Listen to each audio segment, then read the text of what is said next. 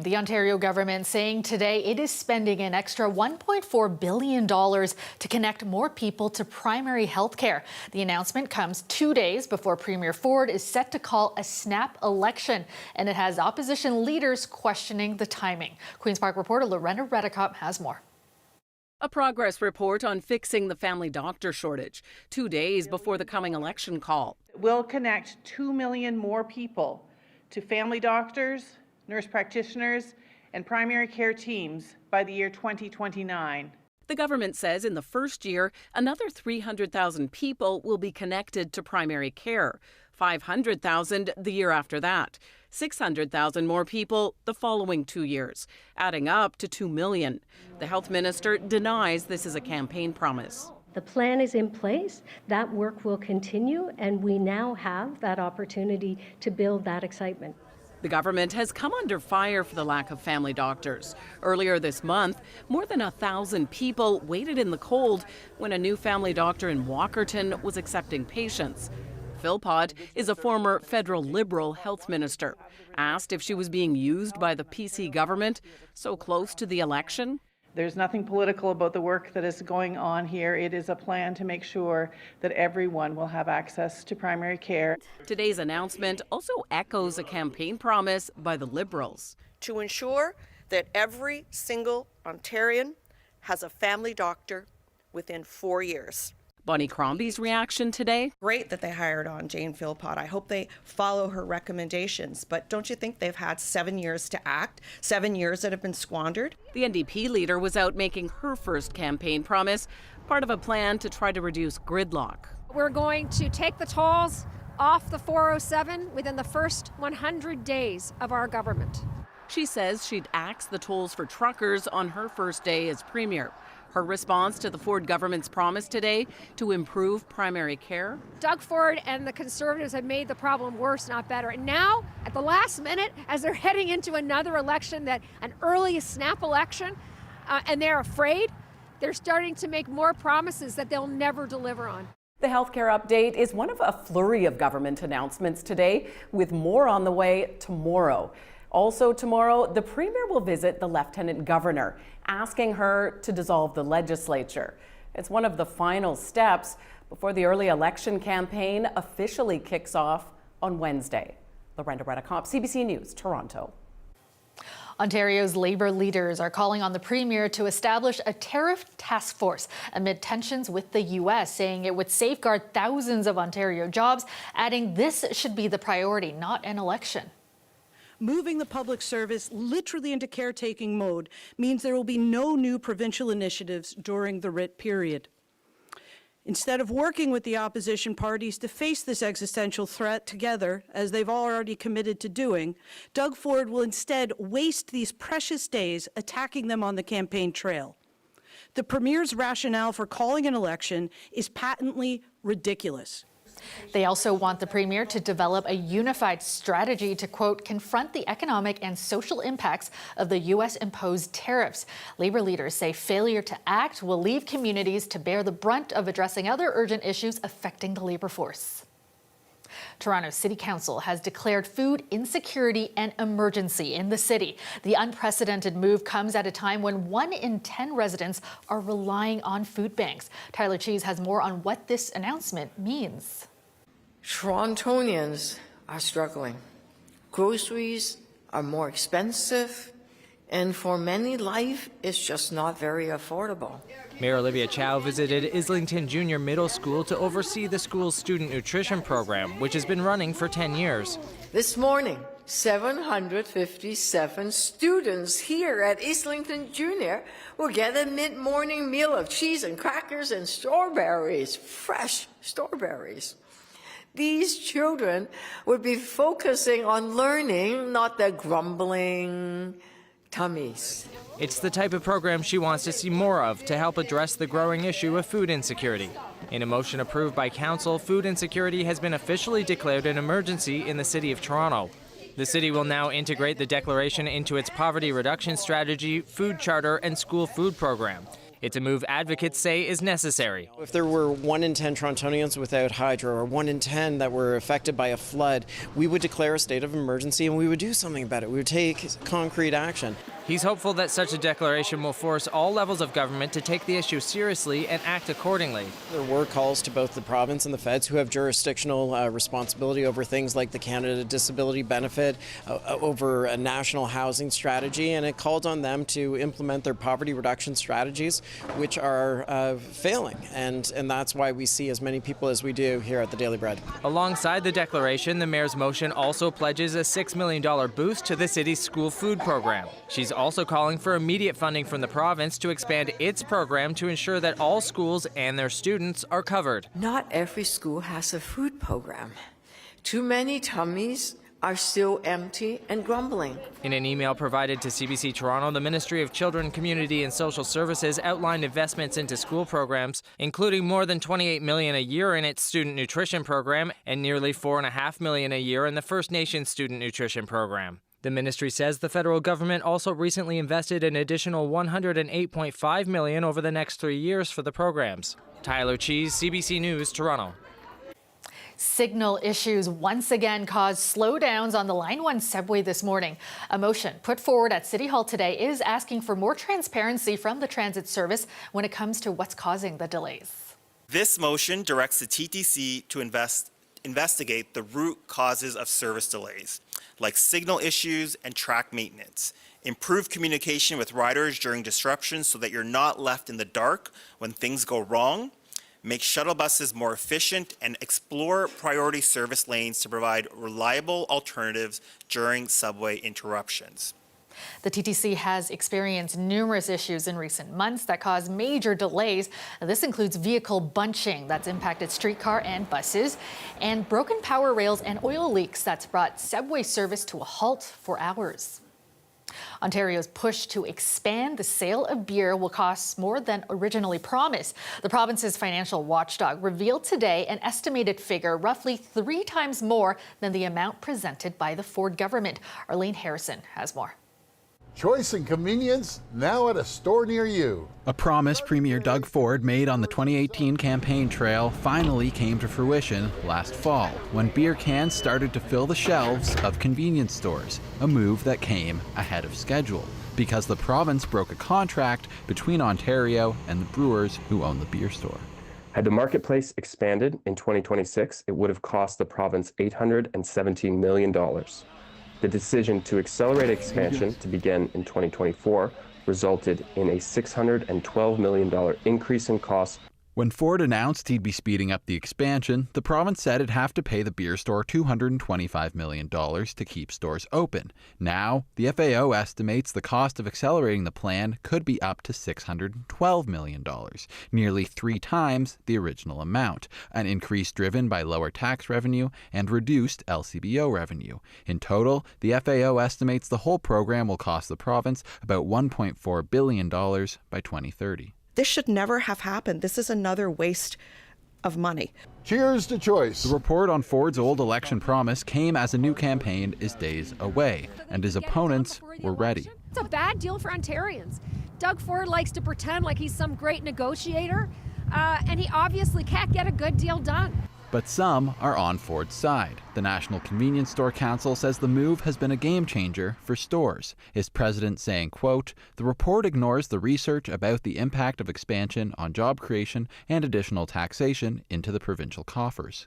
The FAO says things like job creation are outside its scope. There is a loss of alcohol, beer, wine tax revenue, but there is an increase in corporate and personal income tax and also sales tax from the convenience industry.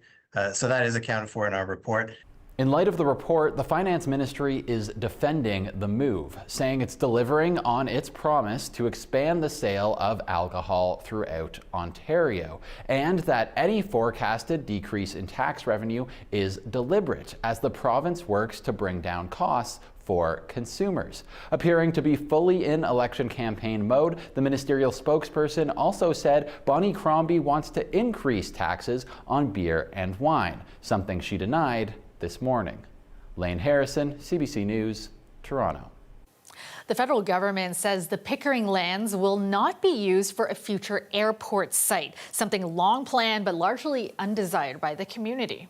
This decision finally lifts the cloud of uncertainty that has plagued our community for over 50 years. Conversations around a new airport in the GTA have been ongoing since the 70s, when the federal government acquired 18,000 acres of land in Pickering. In 1975, the plan was put on hold in favor of expanding existing airports. Consultations will be held with the public and Indigenous communities in the coming weeks to determine future use of the lands, which will see it transferred to Rouge National Urban Park.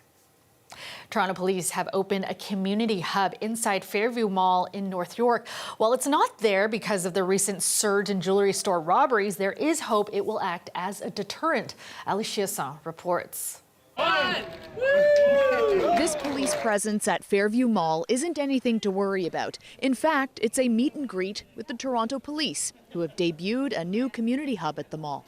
It looks like a kiosk, but it's decked out in TPS colors and staffed by community engagement officers. It's not a police station, but it is indeed a hub. We really, again, just hope that it gives an opportunity to approach our officers, just talk, address concerns. Concerns like scams and frauds and auto theft, and really just how to protect yourself. But also all the jewelry store robberies we've seen happening at busy malls over the last several months. The smash and grabs are up 80% in the last year. You know, we see these trends in violent crime happening, and we've made a number of arrests.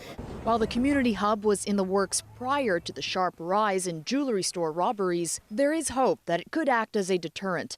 Good for Fairview, which has been targeted before. This jewelry store hasn't reopened since it was smashed into and ransacked here at Fairview Mall back in December. While officers are here, certainly if there was something happening in the mall, we would be able to deploy quicker. If the police hub is a success, the city and TPS will look at scaling up the program in the future. Ali Chiasson, CBC News, Toronto. The Leafs don't play again until Wednesday, but there was still plenty of action for fans to take in today as the team took to the ice for their annual outdoor practice. Dale Manuktuk was there.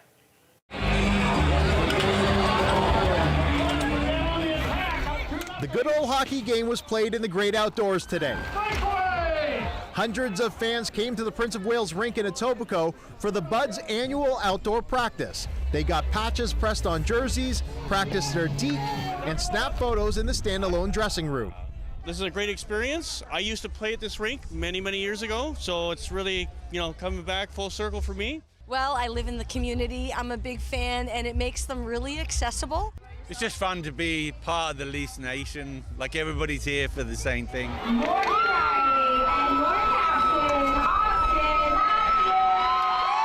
While the fan activations are fun, the headline, of course, was getting up close to the players. We've seen Matthews, Willie, Mitchie, Reeves, and Net. We saw Bobby McMahon, Camp, all those guys. Leafs Nation skipping school and work for the opportunity to see their squad who sit first in the Atlantic Division. But School Schmool says Poppy Austin Matthews, who missed his share of class for hockey. Oh, it's the best. It's the best. It's a good feeling. So I can only imagine that today has probably been a pretty good day for a lot of these kids. Yeah, I think it's a good change in the schedule. It's a long season to grind, and you take practice really seriously. That's your chance to get better. But days like today are a lot of fun. They help break up the monotony of the season. Each year, the team plays at one of the city's 54 outdoor rinks. We are here to welcome the Maple Leafs practices and to thank the MLSE Foundation. Prince of Wales was chosen this year as it's in the process of being refurbished. The Leafs pick things back up on Wednesday when they host the Minnesota Wild. Dale Manuktuk, CBC News, Toronto. Toronto experienced a record year for tourism in 2024 with an economic boom of $8.8 billion in visitor spending. A huge amount, because that's money that didn't start the day in our economy, but it ends the day there. So tourism represents a very, very important way of growing our city's economy. The city welcomed 9 million overnight visitors last year, the most since the pandemic. The report by Destination Toronto also found conventions and meetings contributed to a sizable $619 million to the local economy. Hundreds of Rogers customers say they're facing uneven pricing. They're frustrated by what they're calling unexpected hikes in their monthly bills, with some now calling out unequal treatment when it comes to the complaint process. Erica Johnson has this Go Public investigation. Okay, I'll have to phone them about that. When Sharon Vincent saw a price hike on her Rogers bill just a month after signing a 2-year contract, with Rogers Xfinity, she called the telco provider to dispute the extra $21 in charges. I wasn't able to get anything. As Go Public has reported, last fall, Rogers raised the price of TV box rentals, allowed to hike prices thanks to a contract clause Vincent says wasn't explained. I don't understand why they would do that. It's a money grab. We heard from hundreds of angry Rogers customers who felt misled over the price hike. Now there's new grounds for outrage. Some got their bills lowered when they called to complain, but others, no luck. I just think it's disgusting. You treat all your customers the same way if you want a good, successful business without a lot of complaints. This MP says he's hearing complaints too from constituents, people who just don't have the time to do battle with Rogers. It can be used against you as a consumer because you don't get the same benefits that other people that have those skill sets or have that experience or have that time will get. Frustrating, he says, because big telcos like Rogers have received hundreds of millions from government over the past decade. So we're being abused by our own product. Even before the price hike, Rogers customers were fed up with their bills. A recent report from the telco mediator shows that complaints about billing issues jumped over the past year, up 103%. A spokesperson for Rogers wouldn't comment on why some customers get a break and others don't, but said the company works with customers to meet their needs and budget. After we contacted Rogers about Sharon Vincent's case, she called her telecom provider again. Says this time a customer service rep could miraculously knock $18 off her bill. Erica Johnson, CBC News, Vancouver. Ceremonies were held across the country today to mark Holocaust Remembrance Day, with survivors sharing their stories, highlighting the importance of remembering the horrors of the past. Sarah Levitt has more. I think every survivor's duty is to do that. The duty, George Reinitz says, to tell their story. The Holocaust survivor was just 12 years old when his family was taken to Auschwitz. Separated from his mother and sister on the first day, he never saw them again. His father, also murdered. I'm alone, I'm still 12 years old.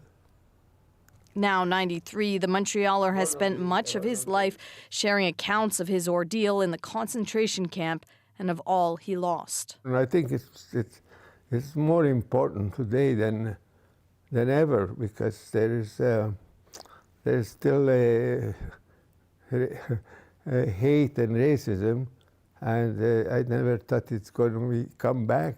It's the 80th anniversary of liberation. Across Canada, efforts are ongoing to ensure the Holocaust is not forgotten.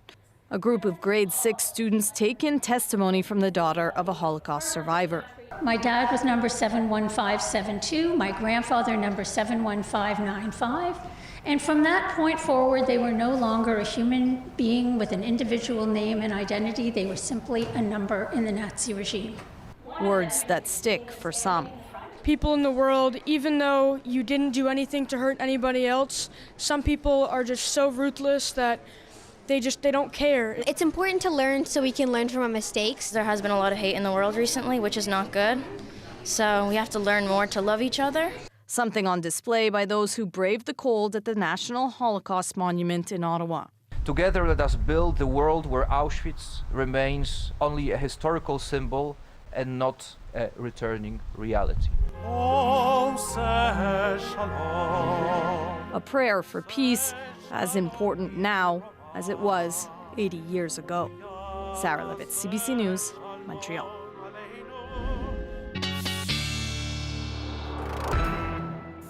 All right, Colette is here with a look at the forecast. And Colette, that wind today certainly probably the story of the day, right? Yeah, for sure. That wind driving, of course, problems with power lines and power outages because it's just so strong out ahead of that cold front. So ahead of it, that's when we see these winds coming from the southwest, and some of those so strong in like the Niagara region, for example, gusts to 100 kilometers an hour clocked at St. Catharines. These are the gusts, but even the sustained winds have been significant in the wind warning around Cobourg. Some of the sustained winds were just sitting there at 75 kilometers an hour, so really strong. You get that push as the front's passing, and then it goes through, and as we move through the overnight hours, the winds turn towards the northwest, colder air moves in, but also they begin to ease as we head towards tomorrow morning, and of course even a special weather statement, areas that don't necessarily meet the criteria for a warning, where the winds are 70 to 80 kilometers an hour. Now, what do those winds do? They do a few other things. Now, along the front, some bursts of snow associated with it. I'm seeing at times some of those squalls, though, starting to ramp up, and with that, a blizzard warning to the east of Georgian Bay, snow squall warnings as well, moving through and up the Bruce Peninsula, and even a snow squall watch. It doesn't end there. Winter weather travel advisories, blowing snow advisories. So there's the passage of the front and the snow or flurries we get with that in the GTA, but then there's also what happens behind it with the winds driving those snow squalls. So watching those winds through the overnight, we see the change in direction. We also see them easing up.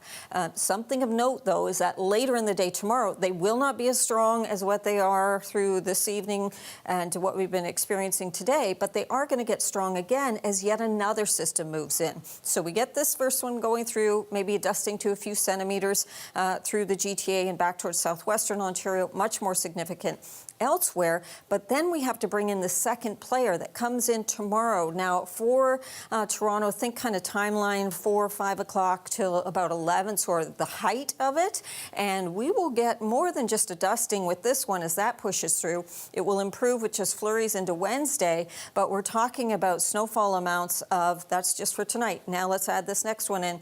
5 to 10 centimeters possible into the GTA, and that's kind of what you wake up to on Wednesday morning. Pushes in some milder air for a few days, but we're going to have that dusting to 10 centimeters over the next couple as well. We're still in the thick of winter, right? So this is typical what to expect. Thanks so much, Colette. That's all the time we have tonight. Thanks for watching. Have a great night.